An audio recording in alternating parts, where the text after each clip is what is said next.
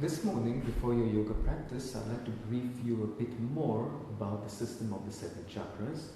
I very briefly mentioned yesterday, and I'll repeat that significant point today for the benefit of the two of you, that the chakras in the human microcosm are representing certain levels of the universe, that each chakra is your gateway to a certain plane of the universe, and everything in terms of materialization, energy, mind, consciousness that plane contains.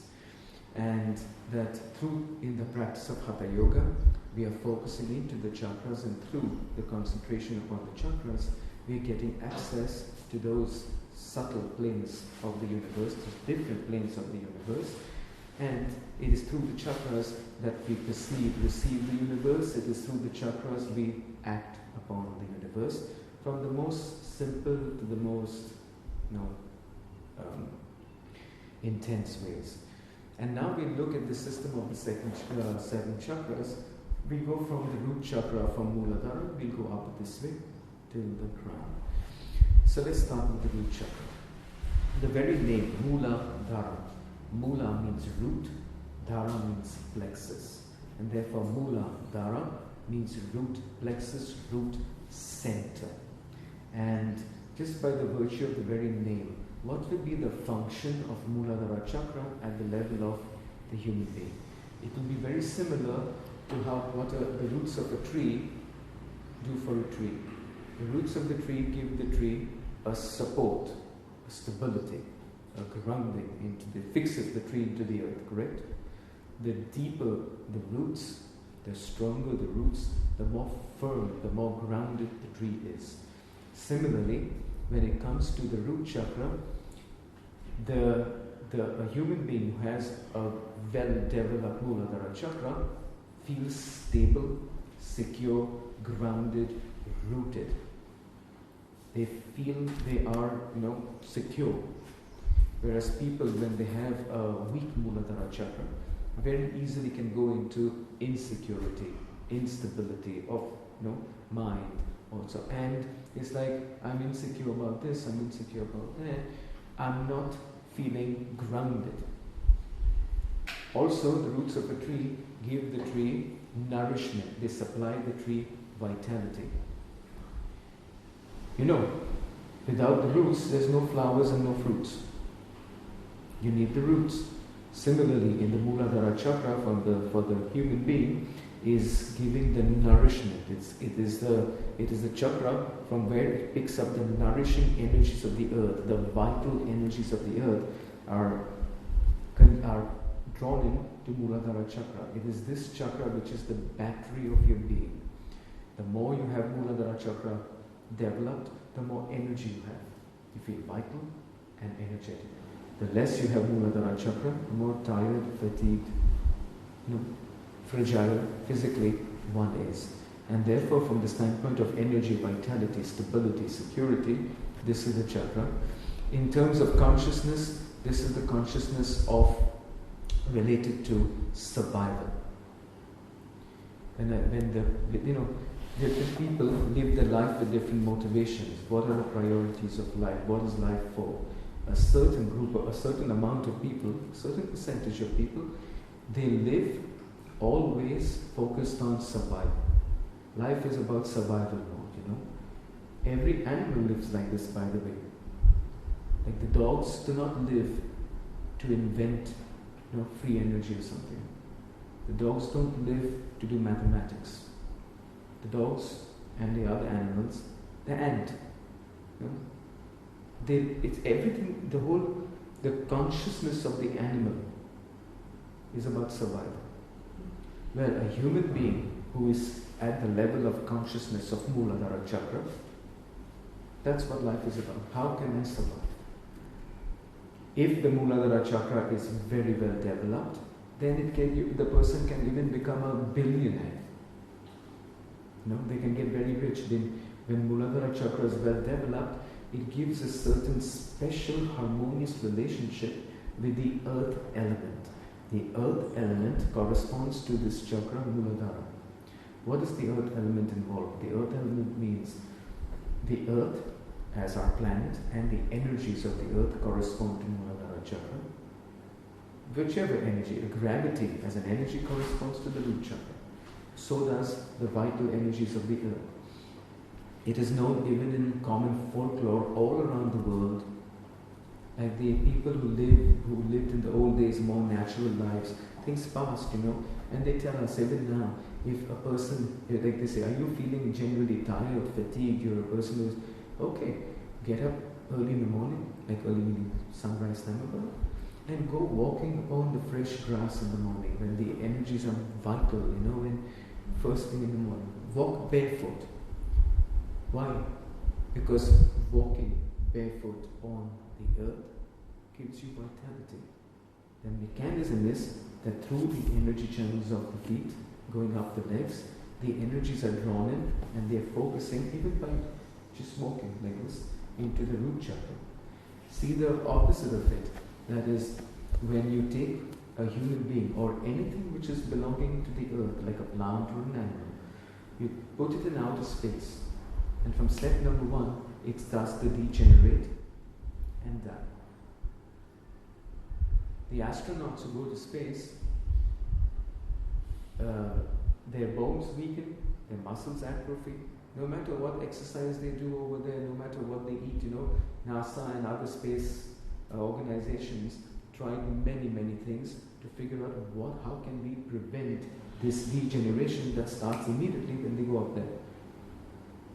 And if the astronauts are not brought back within a certain span of time, they will die, no matter what they eat and what bicep curls they make on board. And the reason is because a human being is an earthling. The earth, our food comes from the earth. The water we drink comes from the earth. The air we breathe belongs to the atmosphere of the earth. See? We are earth people. If you take us away from our source, I don't mean spiritual source, I mean this biological thing, and too far away where the earth's energies are not reaching anymore, then because Muladhara Chakra is not anymore in contact with those earth energies, the first chakra starts to go slowly down, and with that all the physiological or many of the physiological processes, strength, vitality, they start to go down. So Muladhara Chakra is exactly that function of being the battery, powerhouse, battery of your being. And it's important to keep it well developed, well charged.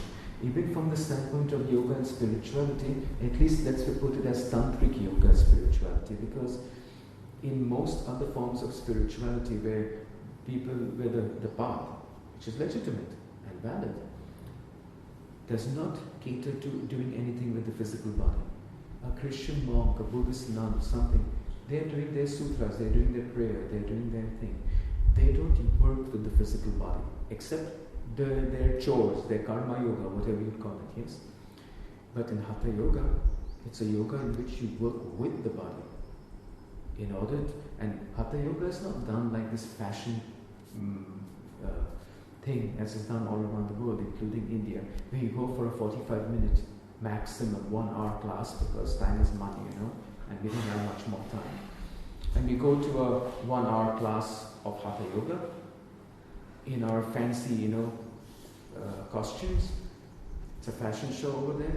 Then we stretch ourselves, maybe with some Beyonce playing in the background.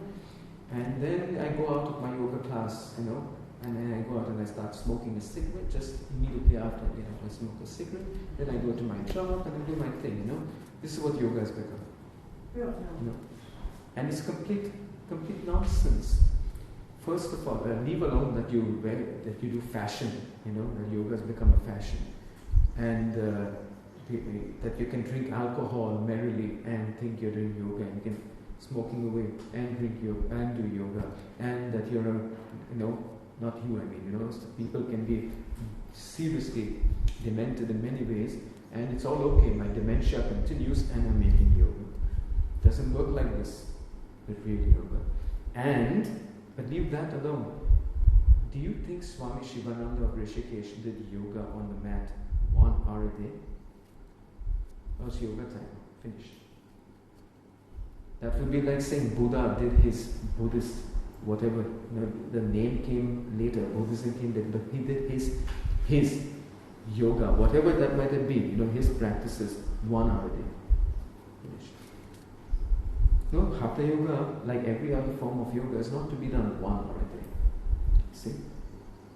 The advanced yogis who do Hatha Yoga hours a day.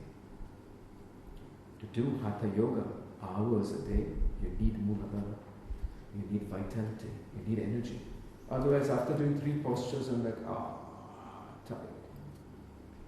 So from the standpoint of Tantric Yoga, even Hatha Yoga, there are others even that demand a lot of energy.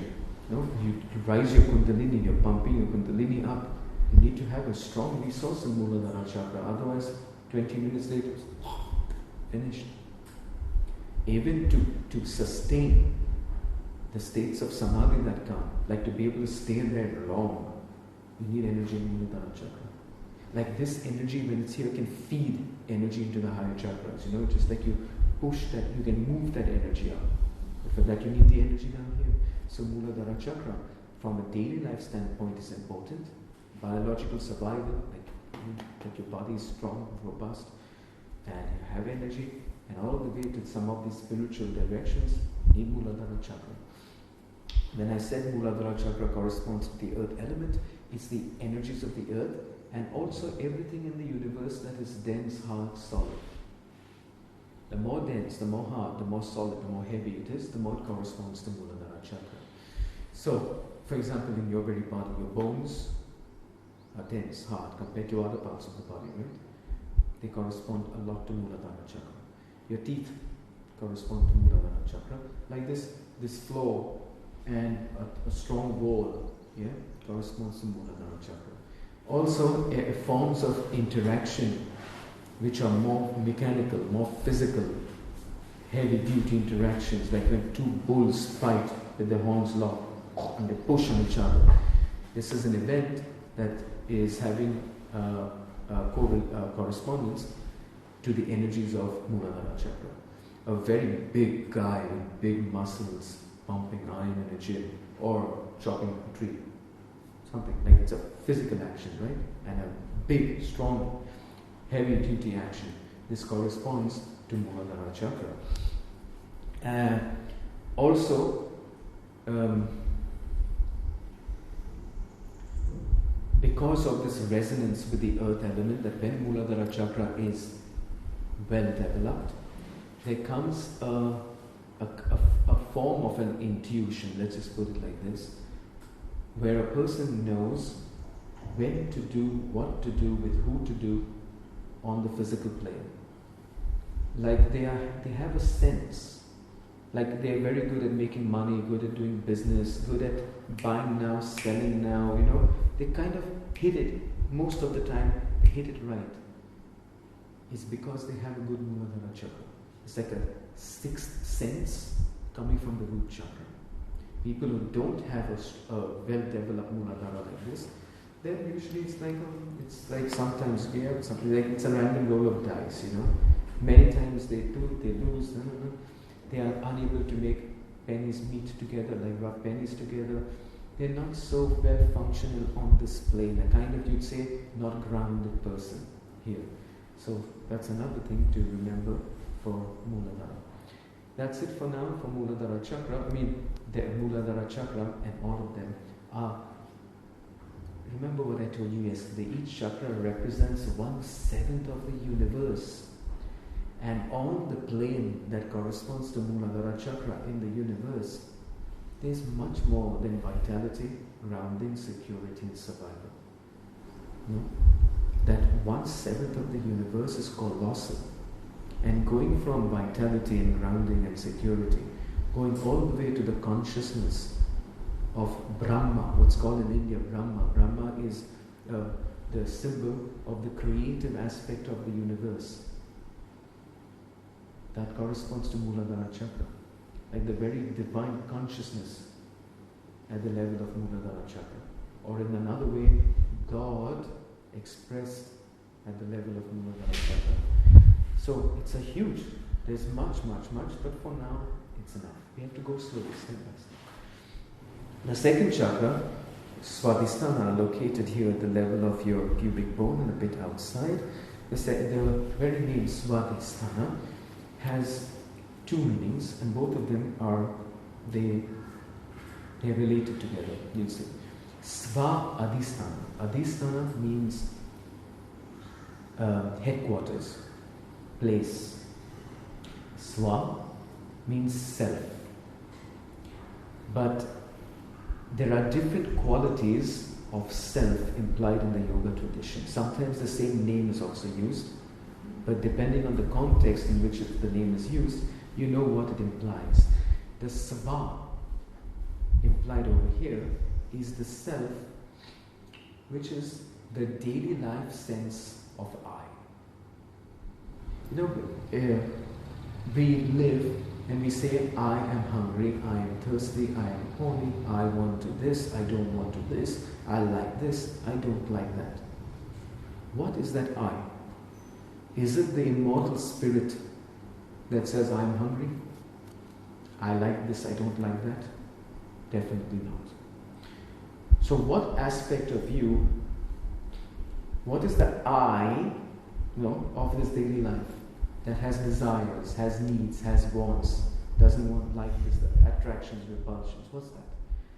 That I has its consciousness in the second chakra, and it is related to the emotions. I feel this emotions, correct? That emotional aspect of you corresponds to the second chakra, the consciousness of the second chakra. Also, the instincts. What are instincts? Hunger is an instinct, thirst is an instinct, sex is an instinct, Even the maternal instinct, like you see it even in the chickens. The little chicks are walking with the mommy, and you simply go because you want to pick up a little chicken, play with it, not eat it. Just, you put it back, and then the mother sees and she goes pack at you, like ready to pluck your eyes out. Now tell me, is this instinct coming from the heart? It's not. It's a second chakra thing. You see, even the famous motherly instinct, which people think belongs to the heart, for in the human condition, in the human realm, yes, it has something in the heart also. You can say it's a mixture, depending on how activated is the heart chakra of the woman who's the mother. But even then, there is a certain proportion of this motherly instinct that belongs to the second chakra. What is that part of you that feels emotions and instincts? Desires, attachments. Is it your supreme self that feels attached to your partner? Or to your house? Or your kids? No. The mystics tell us that this divine aspect of you is perfectly detached to everything. But this I, which I'm awakening you to, making you conscious of, is the I of the second chakra. And it is formed by external support. Like you ask a person, who are you?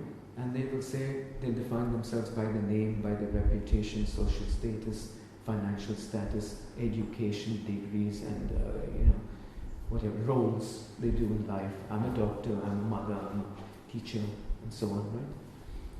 That I is the I of the second chakra. If you take all this away, take away the roles, take away the name, take away the reputation, take it all away. Now you ask, who are you? They announce that. They don't know. This I, which is formed, structured, given an existence with props, that's the I of the second chakra. Okay? And in terms of what energies, what states is involved with the level of the second chakra, well, romance. To be able to enter romantic moods, romantic states, to enjoy romance, corresponds to the second chakra. Imagination, creativity, fantasy of the daily life kind belong to the second chakra, which can be very good. I mean, there's nothing wrong with romance. Romance is great. Romance is nice. To be romantic is something that's sweet. It's nice. Right? Imagination, creativity, fantasy. It's good to have a nice imagination, to be able to create, like make a nice painting or something, right? And to be able to fantasize about things, even romantic fantasies, sexual fantasies. Also, the sexual manifestations in terms of sexual energy, sexual desire, sexual act itself are centered mostly around the activity of the second chakra. That's why your genitals are here, and not over the top of your head.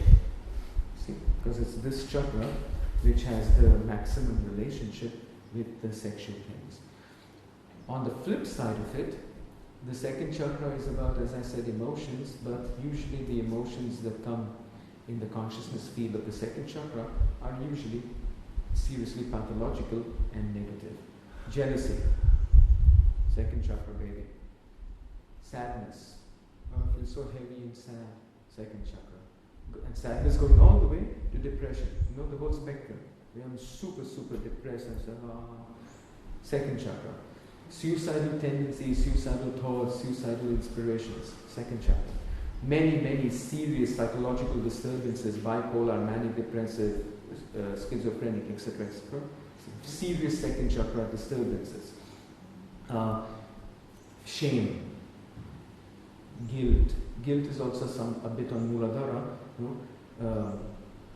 but so shame, a certain aspect of guilt, certain manifestations of fear correspond to the second chakra, Swadhisthana chakra.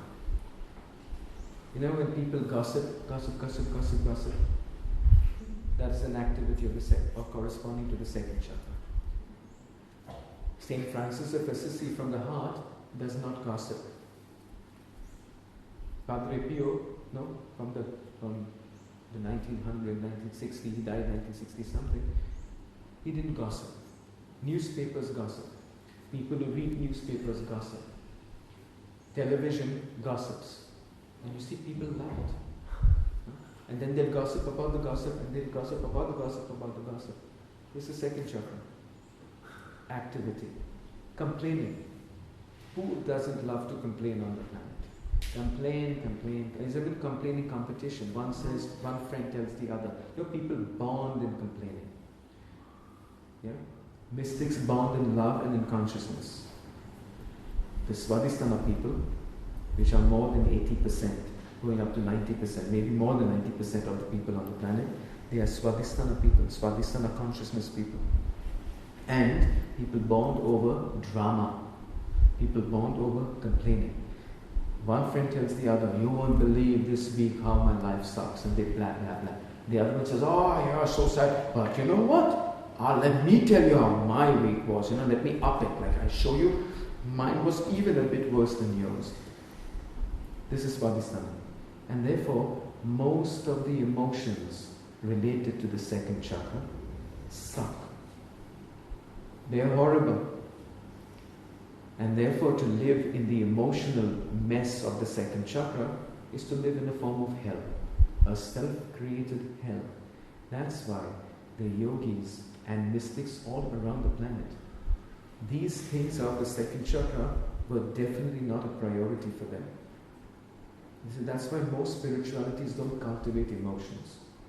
In Buddhism, in Vipassana, you watch them come and you watch them go. You don't feed them, you don't engage with them, right? In Christianity, you start feeding an emotion, a desire, an attachment, you don't engage. You immediately start praying, Father, who art in heaven, and you get back high, get out of the second chakra, always sublimate your energy, sublime, get out of there, move your consciousness out of there. Because otherwise, you're going to live in a hell. Even if you look at the good parts of Swadhisthana, sex, romance, imagination, fantasy, how is that going to help you in the recognition of your immortal spirit? What has romance got to do with spirituality? Except it distracts one, right? And with romance there comes all this, ups and downs with the whole thing. It's not love. Romance is not love. Sexual desire is not love. Not the eternal, pure, unconditioned, perfect love. And so people get deluded. They're romantics and they think they love. I feel so much romance and so much good emotions today with you, romantic emotions, and I say, oh, I love you. Can you rely upon that? Is there any eternity in this? But this is delusion, right? That's why you have the 90% of the love songs which are about unbreak my heart. Don't break my achy, break your heart. You broke my heart, she broke my heart. Last Christmas I gave you my heart. This year I'll give it to someone special. And this is, those songs tell us the consciousness. You see? Not just the ones who make the songs, but the ones who listen to them and dance with them and live their life. Right? For most people, their relationships are exactly this. Their relationships are unbreak my heart. So to live like this, in the blindness of the things of the second chakra, even the things which are nice, to live exclusively by them is to get suffering. The other translation of this name is Swadhisthana. Swadhis means pleasure. Sthana means headquarters again. That means it's the headquarters of pleasure. So if the goal of life for a Muladhara Chakra person is survival, security, what's the meaning of life for the second chakra person? Pleasure. This is the center of pleasure. Chasing pleasure, chasing pleasure. When people live from the consciousness of Swadhisthana, they eat for pleasure, they sleep for pleasure, they do sex for pleasure. It's all pleasure, running towards pleasure, running away from pain. But they never manage. Because as much pleasure as they have, that much pain and suffering they have. As Buddha said, every pleasure is choked by pain. To expect to have pleasure and to confuse it with true happiness. This is the blindness of the second chakra. And to think I can have pleasure and I will not have pain. Second level of blindness. See? The tantrics say, look, every chakra has something very important. And for the tantrics, the second chakra is also important. We don't want to deny it. We don't want to just get out of there and ignore it. Develop it, refine it, purify it. But don't live your life from the consciousness of the second chakra. Live your life from somewhere higher. Another thing about the consciousness of the second chakra is, this is where, from this level of consciousness, people think like sheep. You know how the sheep behave, right? They go together. Everywhere they go together. You don't find a sheep walking alone from its pack. Because for a sheep to be alone feels scary. It feels insecure. As long as it's together with all the other sheep, it feels comfortable, right? And it goes with the flock. You ask the sheep, where are you going? Just meh like this. Where are you going? Do you know you're all going to the slaughterhouse? You're just going, to get slaughtered. And the answer of the sheep is, well, if we are going there together, it's got to be good. If everyone is doing it, must be right, correct? Look into the history. From the times of before Jesus, the times of the Romans, what perversions were going on in that society then. You know what I'm talking about? Their feasts, where they ate, and then vomited. For their feast, they were sacrificing 50,000 nightingales to have a dish made of nightingale tongues, which are this small, so that they could eat it and vomit and eat again. Is that a perversion from our values of today? Yeah. You think those people at that time could not have realized what they are doing? No, but if everyone's doing it, it's got to be good. No, you take people, throw them in colosseums, make them fight and kill each other, throw lions and make them tear them out, and cheer and clap, hey. Madness, right? But if everyone does it, it's got to be good. If everyone claps, then that madness goes on till today. The whole fashion industry, the Bollywood industry, the Hollywood industry, what's fashion? Someone decides what's the trend of the season, the color of the season, and all the sheep follow. Right? Because they want to play ball. Yoga has become like this. Yoga, which was here, has gone down. In the world, it's become a fashion. It's become a fad. It's a lifestyle thing. Like this. So, one has to, In Tantric Yoga, pleasure is very good. We accept pleasure. We enjoy pleasure. But knowing it's not eternal happiness, and knowing that if you just try to chase pleasure, you will also suffer. Pleasure, like everything else in this universe, is ultimately coming from the divine consciousness. Everything comes from there. And the Tantrics say the pleasures of the second chakra, if you are wise enough to not live over there, they can be used. They can be a vehicle that you ride all the way to cosmic consciousness. You have sexual pleasure. Where does the sexual pleasure come from? What is the source of that pleasure? And the Tantric mystics say it is in the orgasm of Shiva and Shakti. And through your sexual pleasure, you can trace it back there. So there's no need to deny it, but do it with awareness. And do it up with subliming the energies of the second chakra. Listen, if you go to a movie cinema to enjoy a good movie with your friends, lovers over there, and let's say you had a great fun in the cinema, lots of fun, lots of pleasure, it was a good movie, you enjoyed the company, you know. After the movie is over, do you live in the cinema? Would it be smart to say, oh man, it was amazing, there was so much fun we had here today, now I live here? How would that turn out? It will turn out very painful, correct? Sooner or later, sooner than later. Well, it's exactly the same. Live higher. Live from a higher consciousness. When you want to do the pleasure game, when you want to play Swadhisthana consciously, do it. And then get your consciousness back out, at least in the heart or higher, and live from a higher level of consciousness. That would be the right perspective. You know? Ignoring Swadhisthana completely, given what I told you, would not be complete. Make the chakra good, purify it, harmonize it, but don't live over there. Live higher. You know? Mystics don't live in Swadhisthana. Sheep live in Swadhisthana. The next one is called Manipura. Oh, by the way, the second chakra corresponds to the water element.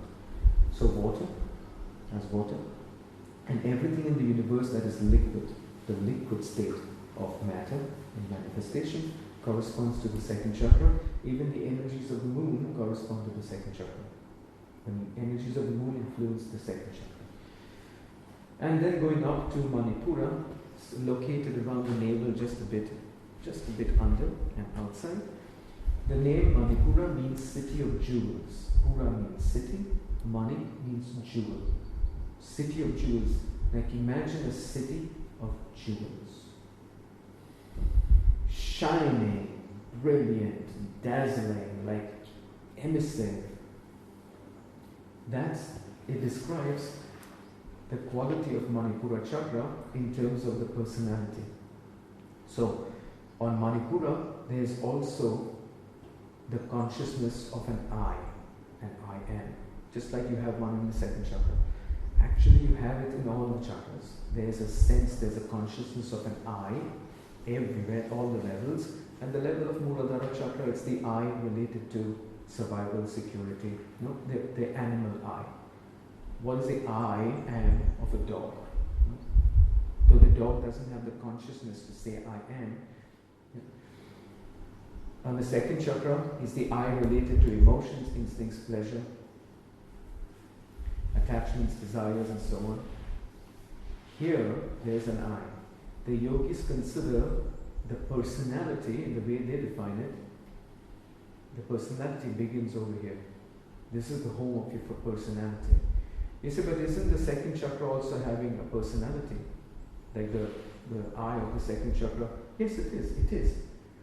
However, the yogis of India consider it's a very, very weak personality. It's not baked. It's loose. They consider personality begins here. This is the seat of the ego. So of course there's ego at these two levels also. But the real ego, the well-defined ego, is coming from Manipura chakra.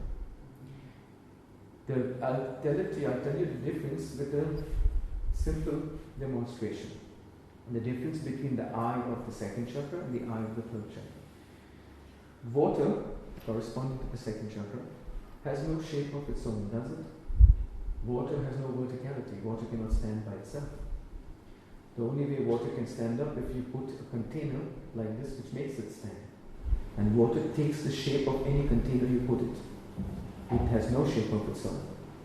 By itself, water is flat. It has no horizontality. It's flat. Fire. This chakra corresponds to the element fire. Fire corresponds to Manipura. Fire has a very clear, distinguished shape of its own. It needs no support for its shape, and it always burns, and in the way it does, and the energy of the fire rises up. There's a verticality to the fire, both in terms of energy and in terms of the shape it takes, right?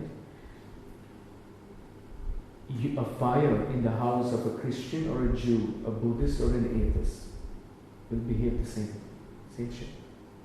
It is independent, yes, of any kinds of, it's not formed by anything.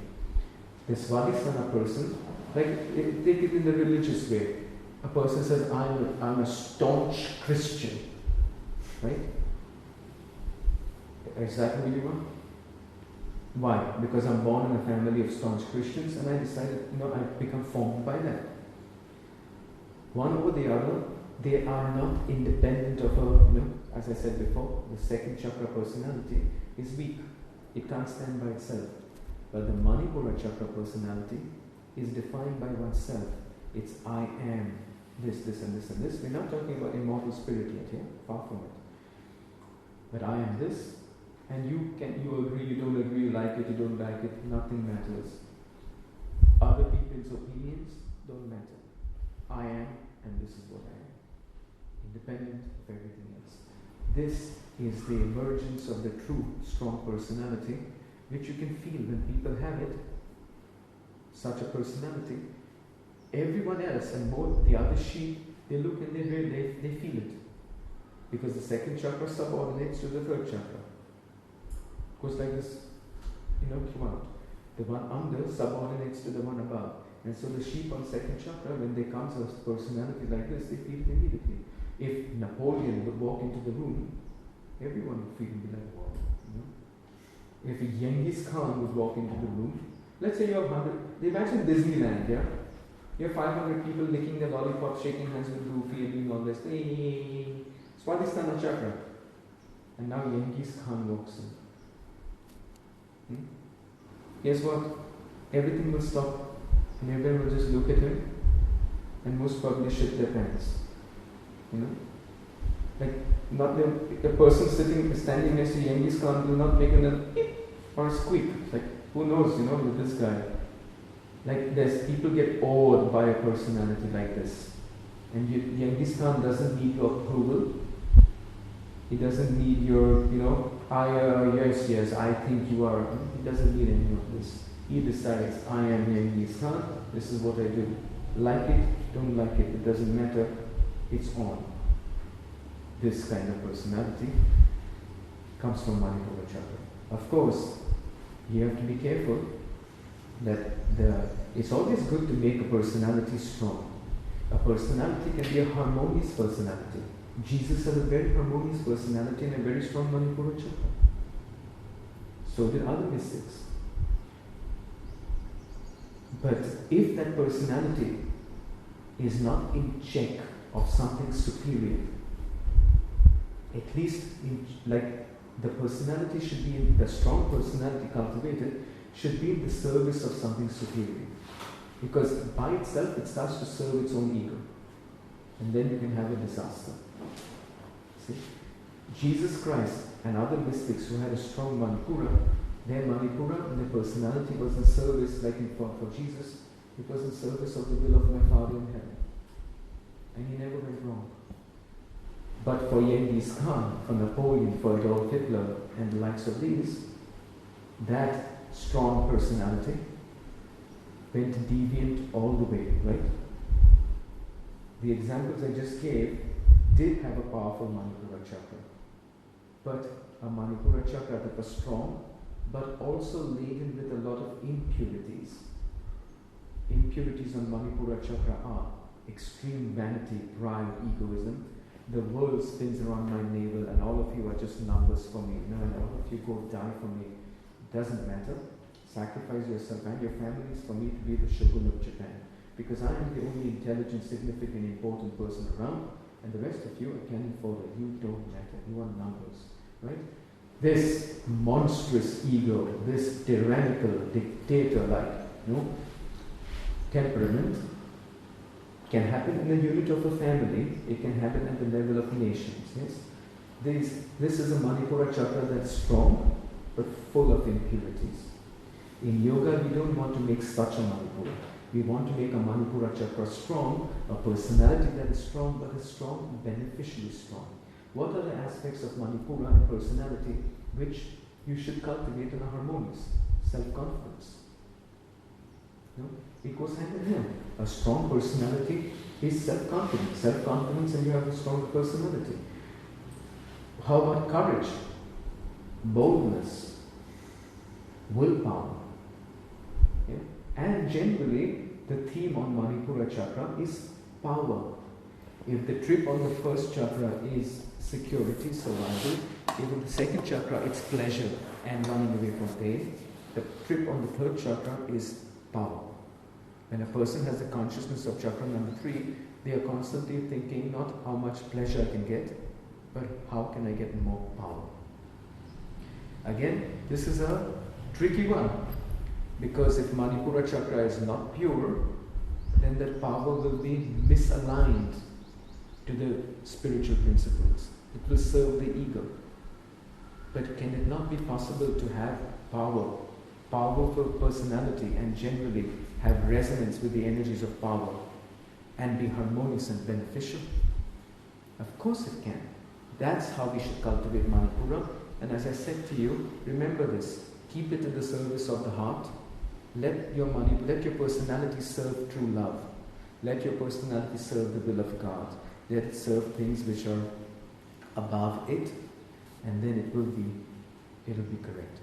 In terms of the emotions, anger, and then even acts of violence, aggression, they are the dirty side, the impure side of Manipura, and those things have to be purified. And then going next level up here is Anahata, the heart chakra, located right here. Anahata means unstruck, unstrikable, and it tells us the nature of the qualities of the heart plexus. One of the most profound aspects of the heart in terms of state is love. The true love, the mature love, the non-romantic, non-sexual love, the non-needy love, a love that is full.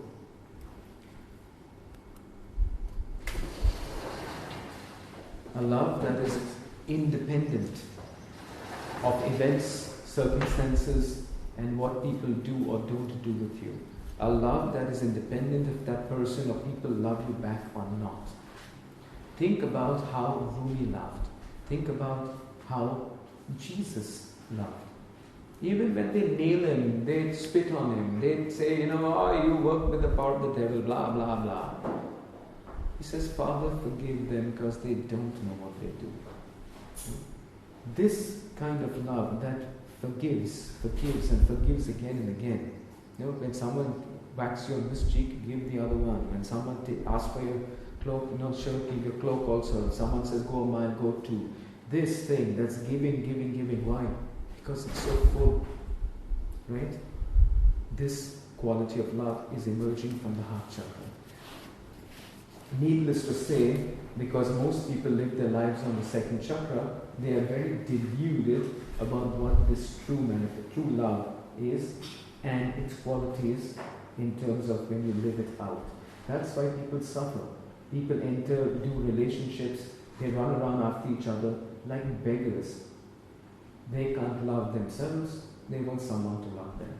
But mommy didn't love me enough, daddy didn't love me enough, girlfriend, boyfriend didn't love me enough. And they starve for love. Their suicide notes from nobody loved me. But love is not something to beg from outside. Love is to be known within. Love is here and now. And you will know that by starting to arouse, open your heart chakra. Sexual attraction is not love. Needing and wanting is not love. But that's what love has become for most people. And it's soap opera from beginning to the end in their lives. So, everyone wants love, then why not focus and open the heart and go where it is? So love, forgiveness, to be able to know devotion. You know what devotion would be? Like think in terms of the relationship between a disciple and a guru. Right? That relationship is a very special relationship when it is correct. But in the modern day, very few people are able to do the right relationship with the guru. First of all, they are in search of the perfect guru. Even Jesus was not perfect enough for certain people, right? Or not? Like where are you going to find the perfect guru? Even if the guru is perfect, like Jesus, no? Even they had to nail this guy because he was not perfect enough. What to say about the regular gurus? One imbecile in Rishikesh back in the old days in India, student, he was arguing with me about Swami Shivananda, who was a very enlightened, accomplished, great yogi and a very great teacher of yoga. And a humanitarian even, a person who loves humanity and did things for humanity. And he's arguing that according to him, Swami Shivananda is not a yogi. He can't accept he's a yogi. So I asked him why, and he said because he's too fat. That was his answer. Because Swami Shivananda was roly-poly. Swami Shivananda was not the perfect guru for this guy because he was on the overweight side, like even completely like this. So people, when they go to a guru, they don't go. The guru-disciple relationship starts from here. It's not a bargaining from Manipura. It's not a business. It's not a romantic thing from the second chakra. But many people go to gurus, romantic, and as bargainers, trying to do a business. And what I'm saying is, this to be a devotee, to have devotion, true devotion, unconditioned, comes from this chakra, the heart chakra. We have a lot to grow into the heart chakra, into the consciousness of Anatta. But here, there already comes a certain ecstasy of love and of the heart. There also comes a certain recognition of the I am. As I said, there's an I am here also. But here it's something that transcends the ego. Here you're under the ego, the real ego. Here you're in the ego. Here you're above the ego. From here on, you transcend the ego. From here, your consciousness starts, the I am, the identification, the identity starts to go more cosmic, more universal. Here, it's more here. I am the drop. From here onwards, it starts to go deeper and deeper into I am the ocean. Expansion of the consciousness. Okay? This one corresponds to the air element. So air, as we know it, and the quality of the air element corresponds to Anahata chakra, which shows a kind of, it's everywhere. Like love is everywhere, for all, in all directions. No partiality, no discrimination in that sense. Come one, come all. Going higher, to here to Vishuddha, the throat chakra, located a bit outside here. Vishuddha means very, very, very pure, highly pure. Shuddha is pure, V is the high. And it tells us then, this is a chakra, the consciousness, the level of consciousness related to Vishuddha is a consciousness of purity. Very, very few people on our planet have the consciousness and they live from the consciousness of Vishuddha. They have been, they are still, but not many, very, very few. These are people, when the consciousness is in Vishuddha, purity is as important for them as for a second chakra person, pleasure. You understand? Purity is the trip of Vishuddha. It's not a trip. A pleasure can be a trip in the sense of a trip. But the essence of it here, one of the chief qualities is purity of body, external and internal. They do a lot of purifications, keep the insides clean. Clean body, clean mind. There's a psychosomatic connection there. They maintain purity of their emotions, purity of their thoughts, purity in terms of morals and ethics. That these people will not twist, won't tell lies, very pure, very ethical, very clean. These people live by principles, live by ideals. The second chakra person lives by the senses, and they are sensualists.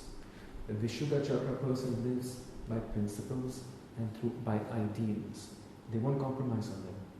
The second chakra person lives for pleasure and will always compromise ideals and principles for comfort and pleasure. Always. Oh yes, what's the right thing to do? This. But if it's maybe uncomfortable, so I won't. I'll do the wrong thing. That's second chakra. From here, if it's not comfortable, if I have to go to prison for it, it doesn't matter. This is what's right, and this is how I will think, and this is how I will do.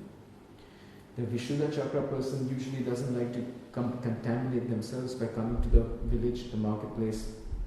They usually don't have many friends unless the other friend is also a big mystic. No? They don't chit-chat. Vishuddha is a chakra of even purity of speech.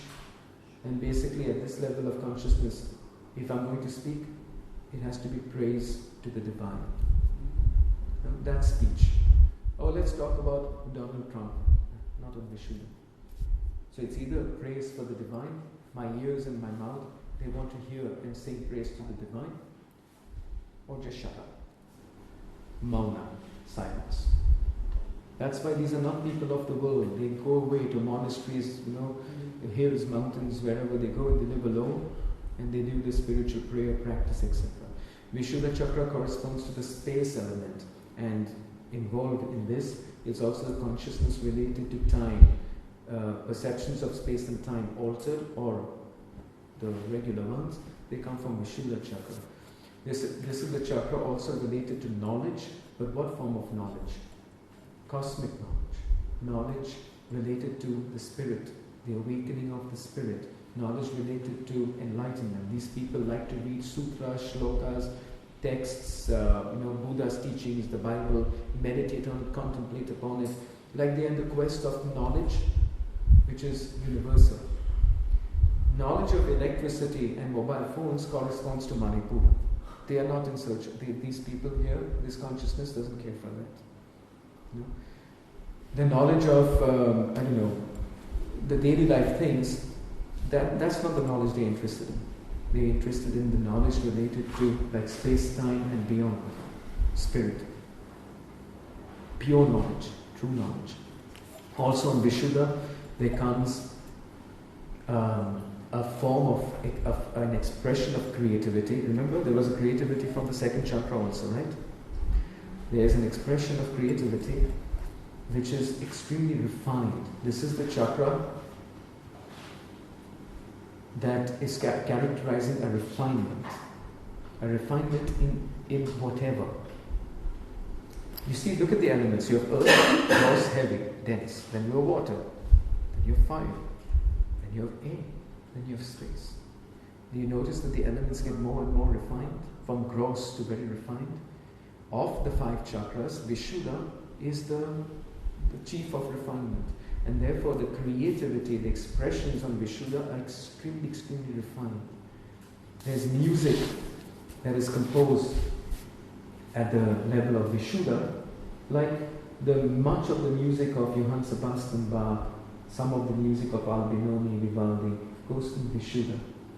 Is there a difference between that prelude number 1 of Bach, which is often called the Ave Maria, in terms of the resonance, purity, elevation, refinement, compared to Gangnam Style? When you compare those two compositions of music, one is a pretty grotesque, low-level creativity of the second chakra, mixed with some impure aspects of the third chakra. And the other one is something high in Anahata, Vishuddha, going towards Sahasrara. Similar with art, similar with any expression in terms of creativity. Even there's science of the regular scientists and then the science of Albert Einstein. That level of science of Albert Einstein comes from Vishuddha and some from Ajna also. This refinement in art, music, science, Vishuddha chakra.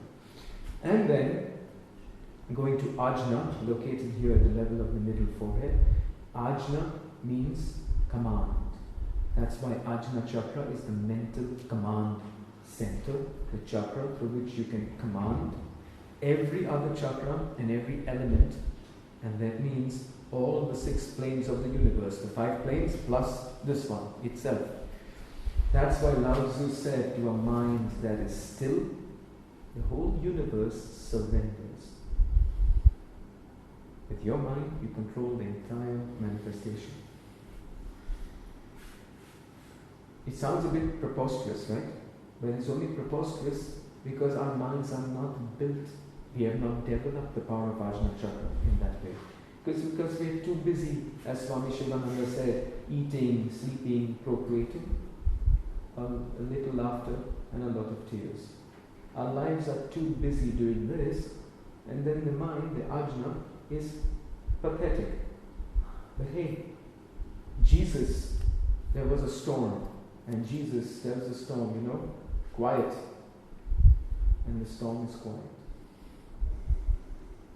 Lazarus is dead, and Jesus goes and says, Lazarus, wake up buddy, come forth. Lazarus gets up 4 days or something after he's dead. The mind of Jesus grips the reality and alters it any way he wants it to alter. Of course, it's not done out of any egoism or stupidity. It is done under the will of God with absolute wisdom and surrender to the cosmic consciousness.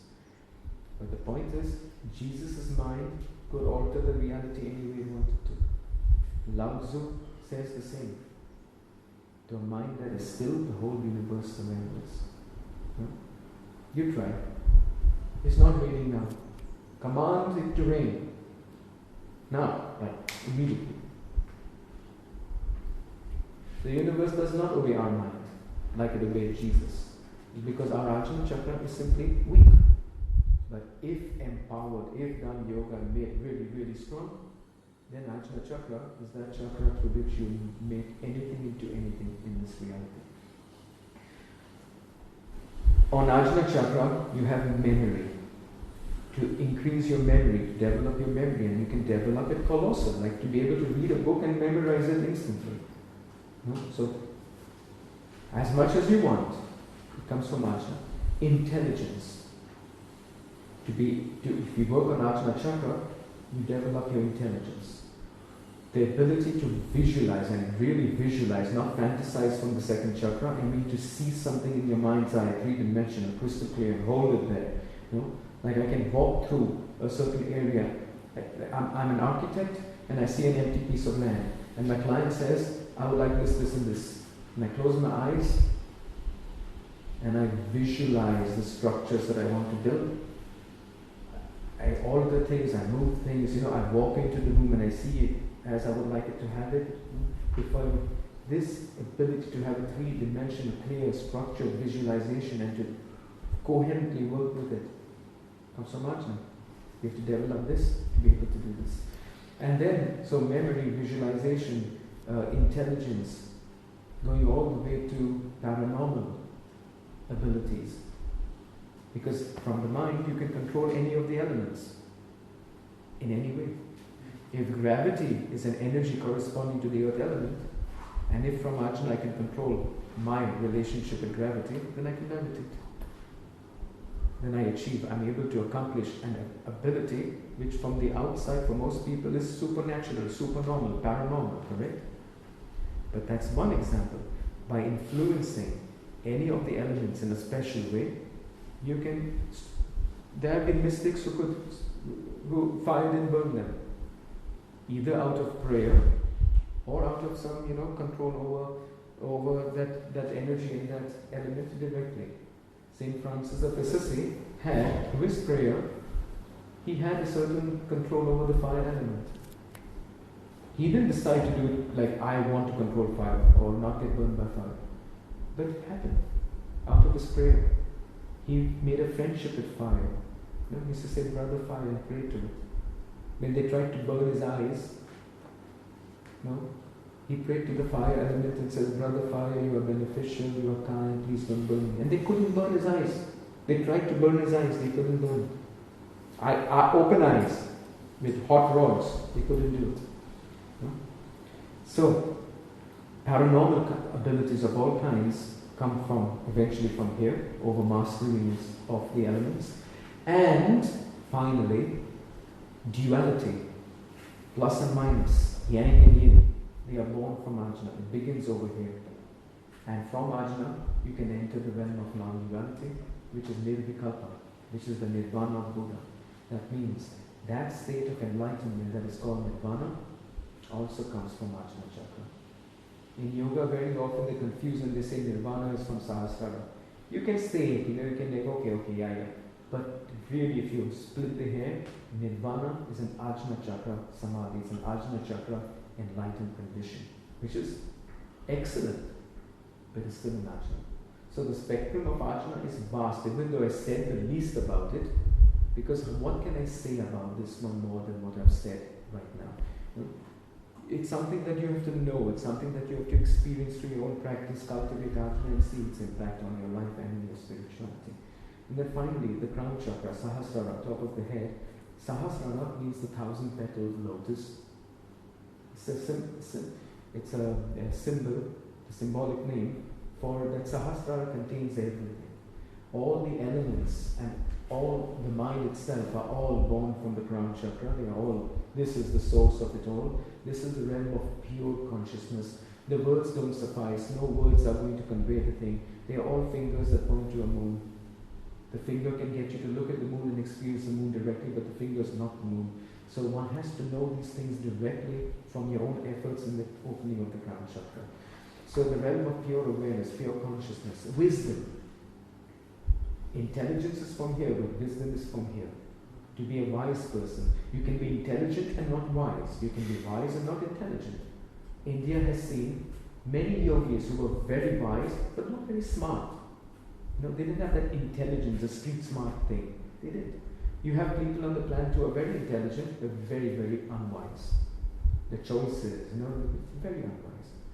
To bomb the World Trade Centers, and make it look like those other guys did it, is very intelligent, but very not wise.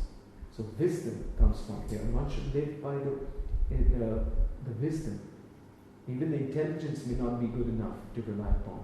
Intelligence should serve wisdom, just like ego or personality should serve wisdom and love and consciousness. Like your rest of these should be subservient ultimately to this. That will be the right context of having a Mooladhara, Swadhisthana, etc. going on. And also here, from Sahasrara, there comes the state of perfect detachment. Detachment is not indifference, coldness, carelessness. Oh, I'm detached, fuck off, I'm not detached. This is not detachment. This is indifference. And indifference belongs to the second chakra. When the second chakra tries to copy detachment, it becomes indifference. When the second chakra tries to copy love, it becomes romance and, all that stuff we mentioned, neediness and blah, blah, blah. So, what is detachment? But the best way to tell it to you is through a story that is told by Osho in one of his satsangs.